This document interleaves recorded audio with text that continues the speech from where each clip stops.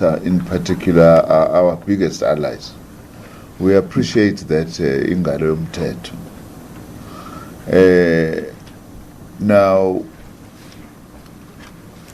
and members of the media were here.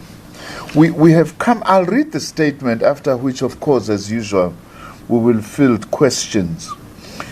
We have come together a day after the commemoration of the International Workers' Day, popularly known as May Day, which is the day that we, amongst other things, celebrate the role played by workers and other organizations associated with workers. And MSC Grant won't take offense that one of the organizations associated with the workers is the South African Communist Party. They were celebrating all of them yesterday. Celebrating also the role of workers in our country in the struggle against apartheid. Today, as we officially release the 2019 Easter Road Safety Report, we also must remember the impact of road carnages, especially to the poor and the working class. They are not the only ones, but usually the numbers are bigger on their side, and also the impact tends to be bigger amongst the poor and the working class, because they are that section of society that also gets disproportionately affected. Although, as government, we care about everyone to be safe on our roads. We held our Easter Road 2019 Easter Road Safety Campaign under the theme of Arrive Alive. As we all know, the Easter period is characterized by increased traffic volumes with travels to work, leisure, and other pilgrimages. Sometimes what people are not aware of is that the Easter weekend is tougher to deal with from a traffic point of view than the festive season. Because the festive season stretches for 4 weeks, for some people maybe 5 weeks. Easter weekend is just everybody on the road on almost a single day, which is a Thursday. And of course, it would be spread throughout the Easter weekend, but you are talking 4 days, in essence. So it's an extremely challenging period, especially from the point of view of those of us who are given the responsibility to manage traffic on our roads. It therefore makes sense that we align our road safety activations and law enforcement operations with the traveling patterns of our population. Consequently, our preliminary report covers the period 18 April to 22nd April 2019. Although I must say, we had already issued a statement about fatalities and injuries this past Easter weekend, what we are doing today is to give a much more detailed picture of the statistics and what happened over the last Easter weekend, because there are other matters that we haven't spoken about, which we think are important to share with the population as a whole in our country, especially those who are road users. In one way or the other, all of us are road users. In an effort to curb the road carnages, the law enforcement agencies came together and conducted operations and increased visibility on the roads. Amongst other offences, we particularly targeted drunken driving, pedestrian behaviour, driver and vehicle fitness. Doesn't mean we didn't deal with the others, but also we had to prioritize, given often the role of these factors in road crashes. I am pleased to announce that the number of fatalities decreased by 48%, from 309 in 2018 to 162 in 2019. This marks a decrease of 147 in terms of fatalities. However, we must say that as government, we are still concerned even if a single life is lost on our roads. We would like ideally that our roads become as safe as possible. All provinces recorded decreases in the number of fatalities. The highest decrease in absolute figures was recorded by Limpopo, with 41 fatalities, followed by KwaZulu-Natal with 33 fatalities. We list there the fatalities as per province.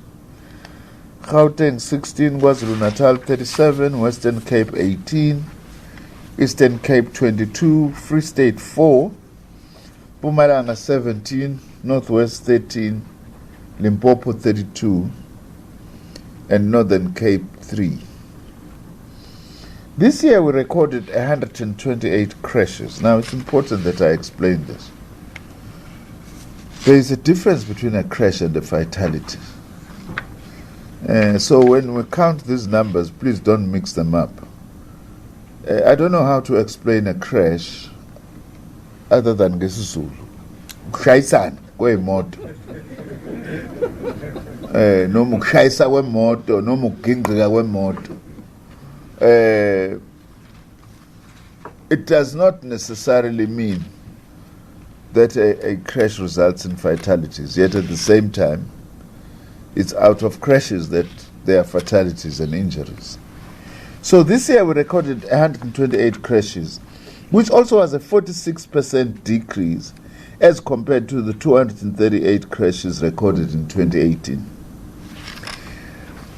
This indicates that there was a decrease of 110 crashes in comparison with the previous Easter period. I'm also pleased to report that all provinces, as I have said, recorded decreases in the number of crashes. I congratulate all the MECs, my colleagues, for their dedication to the implementation of our road safety strategy and plans.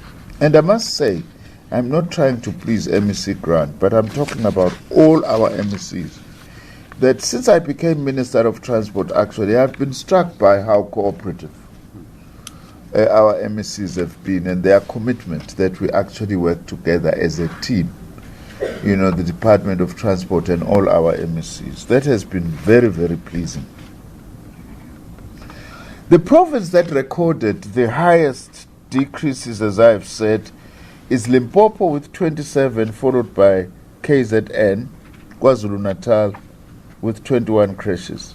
In relation to the major crashes, there were 5 crashes recorded which resulted in 41 fatalities and 28 serious injuries. We are encouraged by the behavior of the majority of motorists and all road users who showed willingness to obey the rules of the road. On behalf of the government, I would like also to send our deepest condolences to the families and friends of those who died on our roads and wish those who were injured a speedy recovery at home or in hospital. Of course, government immediately activated our road accident fund to provide the necessary support and comfort to the affected families. To date, we have issued 84 funeral support activations at an average of 22,200 cost rent, 22,200 rand cost per funeral. I must be careful now the speed with which I read English or MEC Grant, you know.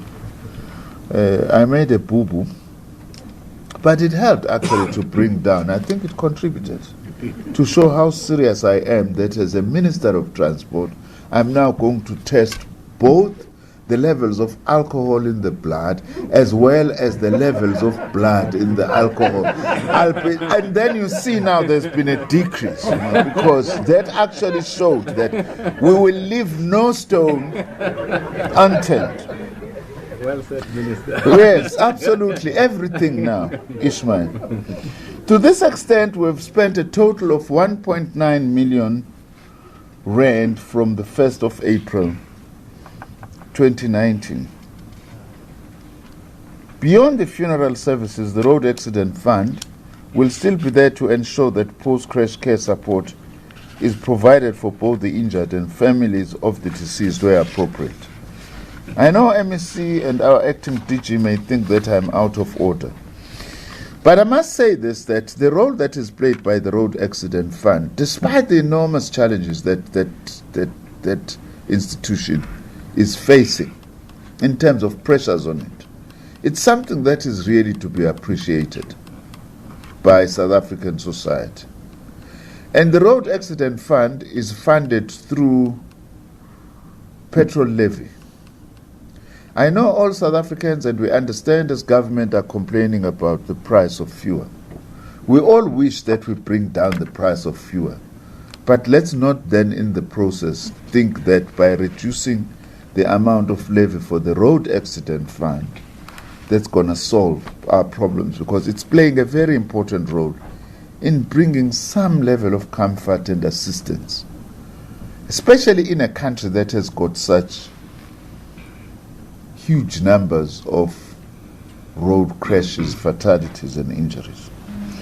Now, here is another important factor, that the total number of registered vehicles from the 31st of March 2018 to the 31st of March 2019 increased by 248,354. In absolute numbers, that's huge, by the way. Although it's 2.02%, but in absolute numbers, that's huge. That increase marked an increase of vehicles on South Africa's roads from 12,293,212 to 12,541,566 vehicles on our roads. A total number of vehicles stopped for Easter period 2019 was 177,182, which has an increase of about 27,079 compared to the previous year, where 150,103 vehicles were stopped. In 2019, we stopped 161,784 vehicles as compared to 119,771 in 2018. Over and above notices issued, a total of 1,343 arrests were effected in 2019 as compared to 1,598 in 2018.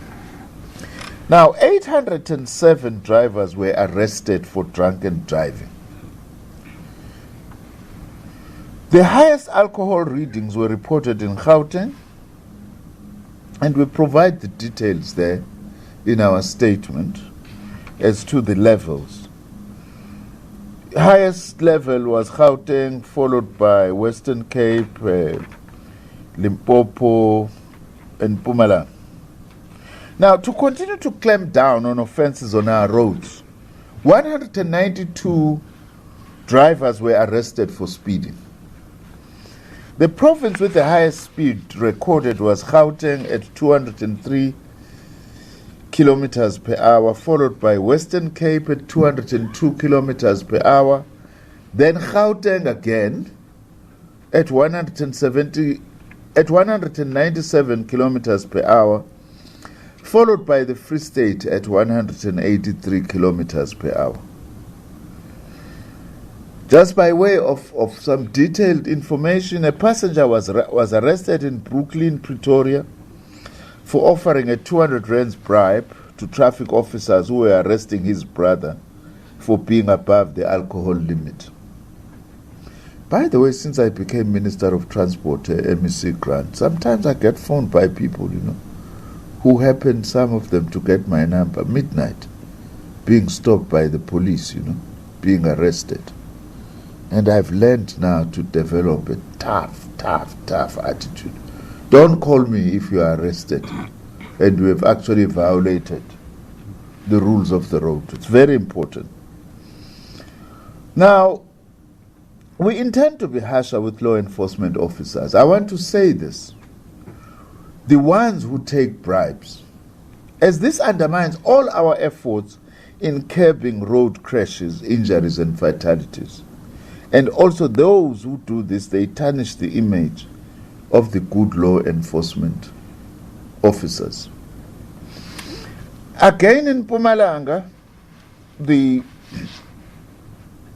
National Public Order Police member was charged with negligent handling of an official firearm which the National Traffic Police officers found it lying under his car seat. We're making this because also we want to illustrate that many of our law enforcement officers are doing well, but those who are doing badly, we need to act. We need to act. And I can see the general from SABC is nodding and agreeing with me. Our law enforcement officers were on alert and arrested 139 drivers who were driving without operating permits, 29 without driver's licenses, 22 with false documentation, and 79 with warrants of arrest, 25 for reckless and negligent driving. These arrests and offences issued were as a result of joint operations, I must say, conducted between provincial authorities, the South African Police Service, and all other stakeholders involved in the operations of law enforcement. The period was characterized by the following major incidents, which were recorded as from the 18th to the 22nd of April this year. Not 20, those who have our statement, not 2018. It's supposed to be 2019. Am I right? Ishmael, you are the last one to make me make another boo-boo now. There were 3 major crashes reported and investigated which contributed to 23 fatalities and 8 serious injuries. 10 of these crashes took place in Limpopo, 5 in KZN and 8 in the Western Cape. The preliminary reports show that the main contributory factors to road crashes are related to human behavior, particularly human recklessness. It continues to be a big issue, this. In 2019, in terms of our own measurements, the human factor contributed 91% to the crashes, a decrease of 3%, but nevertheless still very high. The roads and environmental factors as causes of crashes increased by 1.7% from 5.5% in 2018 to 7.2% in 2019. They increased by 1.7 percentage points, if I am to read this correctly, given my arithmetic that I did under Bantu Education, Advocate Matter. Tire burst remains a major contributor to road crashes. In 2019, tire burst increased astronomically by 100% as opposed to 82% in 2018. And this translates to an increase of 18 percentage points in tire burst related incidents during the 2019 Easter period. Male drivers contributed 72% in crashes, which is a 10 percentage point increase from the 62%. We need to correct that. In 2018.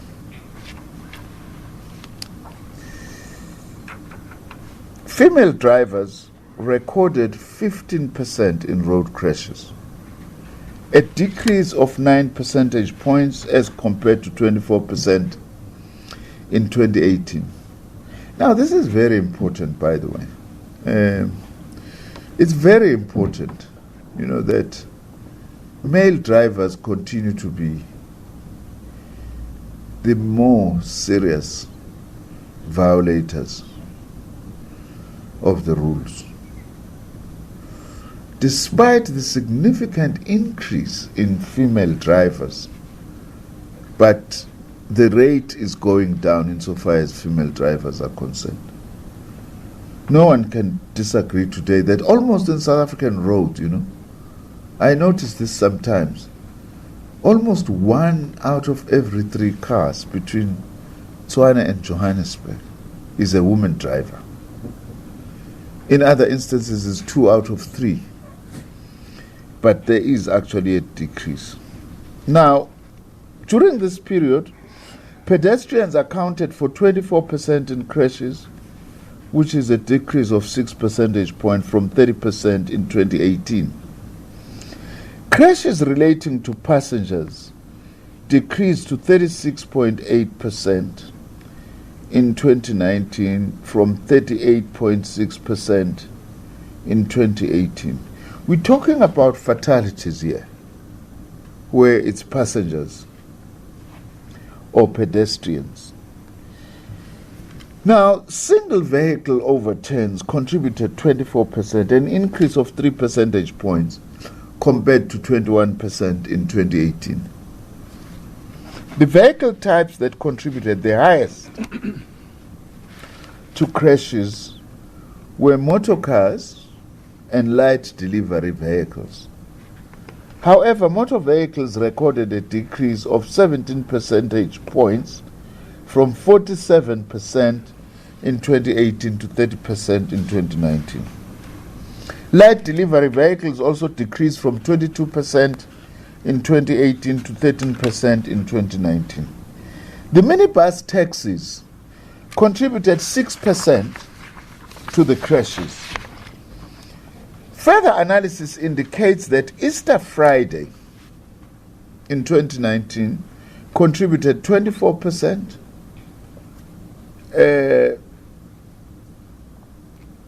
Easter Saturday 30%, and Sunday 21% to the crashes. So Saturdays were the bad days, Saturday of the Easter weekend. There was also a significant increase observed between 3 and 4 in the afternoon and 7 and 8 in the evening, respectively. We will have to go into more detail as we look into these patterns. Of course, not just over 1 year, but acting DG, that's one thing, and now about matchup. We need to do over a period as part of research that we need to do seriously. Maybe some academic institutions, I'm sure they are doing that, something that we need to study closely, and some of it we should actually be communicating it to the public, insofar as it helps us to deal or to confront the scourge of road crashes in our country. South Africa subscribes to the modern global approach to road safety, known as the Safe Systems approach, which recognizes that we can best achieve our objectives to reduce fatalities by integrating safer roads, safer vehicles, more effective post-crash responses, and sustained education and awareness campaign. But I must say, this is not me alone, and all the MECs were agreed that we really do need to tighten action against transgressors. There is absolutely no other way. I was telling my colleagues earlier that on Monday, I was at Sun City to an international congress of an automobile association. It's got a French name. And the president of that international organization was telling me, he's from Paris, that in France recently they actually reduced road crashes from road fatalities from just over 19,000 to about 3,500 per annum in recent years. And they said it's tightening the laws and to be tougher. That is very clear that we'll have to do over and above education, much as we do a multi-pronged approach. There are a number of interventions that the Department of Transport implemented in order to achieve reduced number of crashes and fatalities on our roads. We now intend to heighten focus on road safety as a 365 days and 24/7 activity in order to confront the scourge of road fatalities and injuries. We have embraced what are normally today called disruptive, innovative, and technological methods presented by the Fourth Industrial Revolution. Amongst these measures, we'll be focusing on the following. Firstly, we will continue to implement or use the evidentiary breathalyzer alcohol testing. That's not the one that will be cheated by a hot cross bun.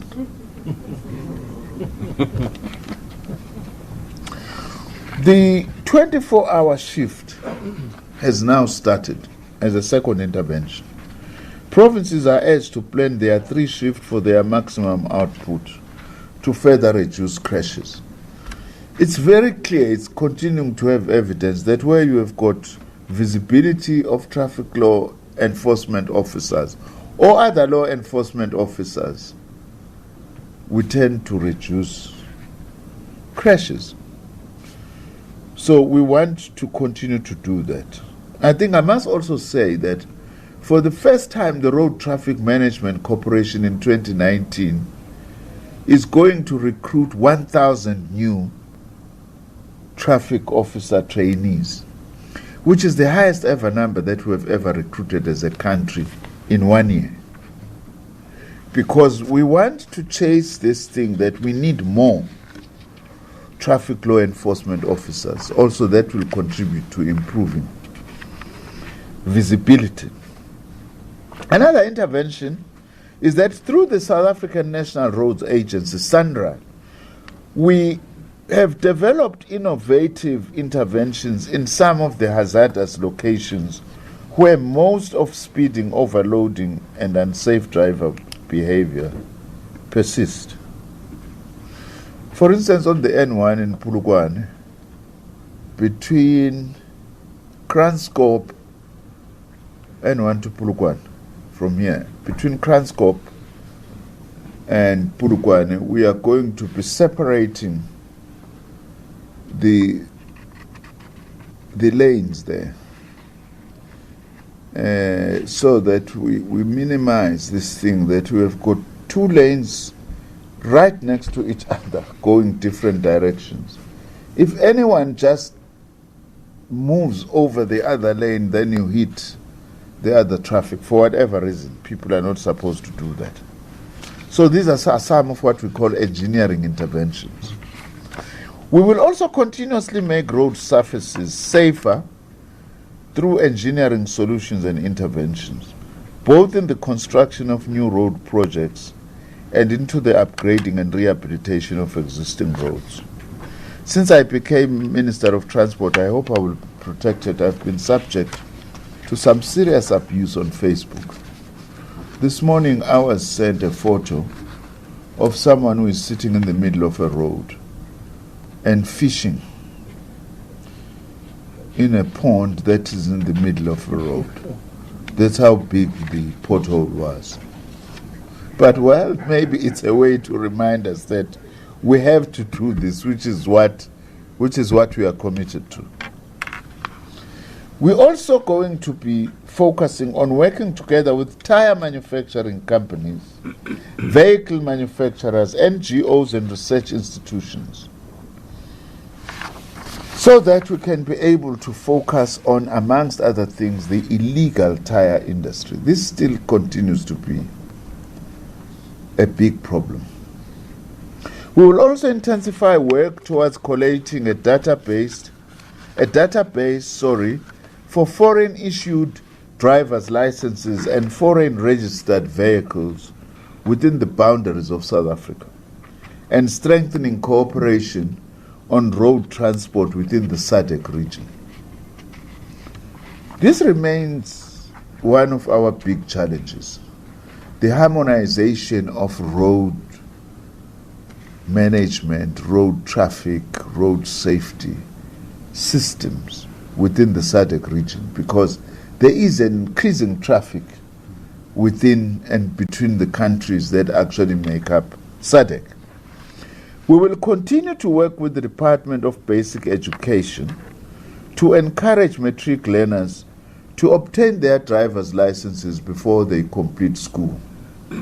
By so doing, we will be generating a new cadre of competent drivers. There are some good initiatives that are taking place on this score.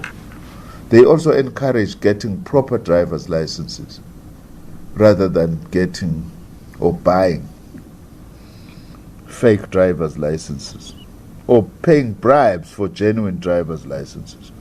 Following President Cyril Ramaphosa's signing of the ARTO Amendment Bill into law, we will immediately introduce the points demerit system. This system will allow us to identify, rehabilitate, and ultimately eliminate habitual offenders found on our road transport network. You can't just as a driver really get into a vehicle drunk and then you get involved in an accident, you wipe out a family, as MEC Grant was saying as we were talking earlier, and then you walk away. If you look at some, for instance, even if when you look at things like speeding, there is this example that we were talking about earlier of someone who was doing 203 kilometers per hour in a Gauteng road and gets a bail of 1,000 rand. It's like it's an incentive really that you are giving that person. So we are going to be working very hard together with the criminal justice cluster to ensure that people who do these things must just not get away with this. And that is the only way that people will actually begin to take these things seriously. And we are going to be implementing the points demerit system. Working together with the National Anti-Corruption Unit and the Directorate for Priority Crime Investigations, we will continue to arrest traffic officers who, instead of issuing fines for traffic violations, demand gratification or bribes for motorists. We'll also continue to crack down on corruption and the fraudulent issuing of driver's licenses and roadworthy certificates. As the National Department of Transport, we call upon all our provinces that we work collaboratively to tackle this matter. The reclassification of the more serious road traffic offences like drunken driving to Schedule 5 of the Criminal Procedure Act will continue to receive high priority in our endeavour and quest for a mandatory minimum sentence for drunken driving, inconsiderate, reckless and negligent driving. The National Department of Transport will also start in earnest to work towards a single national database for all traffic offences in order to facilitate traffic law enforcement generally and particularly for purposes of implementing the points demerit system. We need to move with speed, Acting Director General SABC, on this. This thing is completely unacceptable that when I check my offences, traffic offences, in KZN, when I'm in KZN on the road, they can only pick up KZN offences. They can't pick up offences committed in Cape Town or Johannesburg or Bloemfontein or Rustenburg. It's a problem. We need, as a matter of urgency, to know when we catch you and we check all your offences from all over the country must be able to show. And hopefully also if you committed some offences beyond South Africa. I want to categorically state that improving safety is not the responsibility of government alone. And road safety, would like to continue to say, is everyone's responsibility. So I call upon all South Africans to take responsibility when using our roads. And that's why we appreciate the media's presence. Because we would really like to forge a partnership. Maybe much more concrete and beyond just press briefings. But working with the media on this very important matter. As I conclude, I want to say that as South Africans collectively and severally, we fought a good fight, did our very best, and triumphed over adversity posed by road crashes and fatalities this time around of the Easter period. Though, as I have said, we would ideally not want to lose even a single soul on our roads. Although we have significantly reduced our crashes and fatalities on our roads, We can still do more to eradicate this calamity. Let me take this moment to commend once more our MECs, the mayors, the South African Local Government Association, our traffic law enforcement officers, members of the South African Police, emergency medical personnel, doctors and nurses who maintained high levels of visibility as well as dedication to their work on and off the roads throughout the Easter period. A word of gratitude also goes to all the fraternal organizations who undertook various campaigns to raise awareness about road safety across the country, including many NGOs, by the way, who are doing some good work. And we would like to urge NGOs as well to continue to act like some of the good NGOs and seek to be partners and not just be shouting at government only all the time. It's not very helpful. Yes, we want to be criticized, but to be standing in order to prove to whoever is contributing to your NGO that you continue to do work by shouting at government does not help at the end of the day. We would like to have a much more cooperative relationship, and our doors are open as government for all our NGOs to come and be partners rather than sparring partners.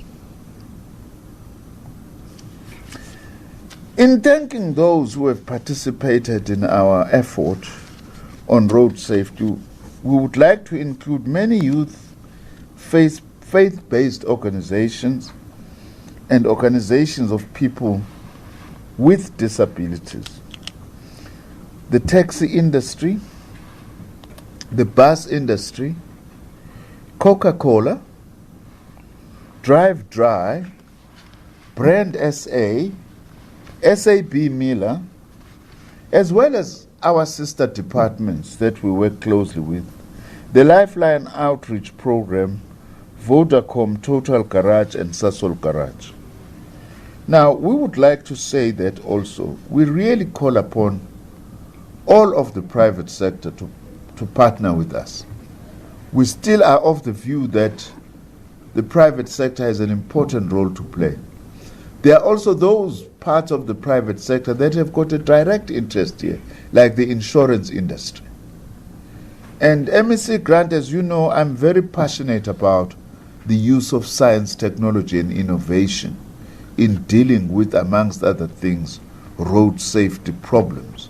We would like the private sector to work together with government in our development of innovation hubs for road transport in particular, so that we are able to find technology solutions to our problems. Of course, the human factor we also have to deal with, but we also have to do all we can to improve the situation in our roads. Lastly, I call upon all of you to go out in numbers to exercise your democratic rights by voting on the 8th of May, 2019. I would be irresponsible if I don't say so, because every good and patriotic South African must go out and vote. So you do both things: drive safely and vote. Now, I say this also that we must always remember that our freedom was never free, by the way. It was sealed in the blood of many freedom fighters and other casualties in our struggle for liberation. So it's important that we value their contribution by making our roads safer, and to go and vote on the 8th of May. Sorry, this was a bit of a longish statement, but we thought that we needed to share these details with you, because it's of no use to keep these. As some very well-known philosopher used to say, if you have got important information, don't keep it under your pillow, because change in society is not going to happen from under your pillow. So we must always share information. That's what we are trying to do, and that's our responsibility as a transparent government. Thank you very much. Thank you, Minister. Ladies and gentlemen, we'll go to the second part of our media briefing, where the focus will be on the question and answer session, questions of clarity from the statement. Cape Town will also be given an opportunity to participate. I'll start here in Pretoria. Yes, ma'am, just state your name and the organization that you represent and the question. Thank you. Okay, Minister, it's Nzimande from NCA. Congratulations on this very impressive decree. But I think the question that maybe, the first question that popped up into my mind really was it not for the fact that there probably were less cars on the roads? I know that the Easter weekend did not necessarily fall at the end of the month, but in case you did answer that, please forgive me. But you mentioned this 12 million cars that were registered. Is that the amount of cars that were on our roads or just generally registered? Because I just wanted to find out, is it not essentially the fact that there's just less people that were traveling and, people not necessarily being able to afford, drinking as they usually would because of the dire economic times? And just on the 24-hour police visibility, you mentioned 1,000 more officers that are going to be employed. I mean, how sustainable is it to have 24-hour police officers on the road, and which roads would that be? Without obviously giving away too much information where people will, avoid those roads. Thank you. Thank you very much. Yes, sir. Hello, Minister. Secretary of Pretoria News. I just have two questions for you. The first one is the criminal justice cluster. Do you think they are letting you down? And if so, how are you going to intervene? Because you guys get the culprits on the road and then hand them over to the justice system. Do you think they're imposing stronger sentences towards them? And secondly is the breathalyzer. You spoke about a very specialized breathalyzer that's going to... All right, and so we come out of that briefing by Transport Minister Nzimande, just updating us on the statistics of those road deaths during the Easter period. Let's take a look at some headlines.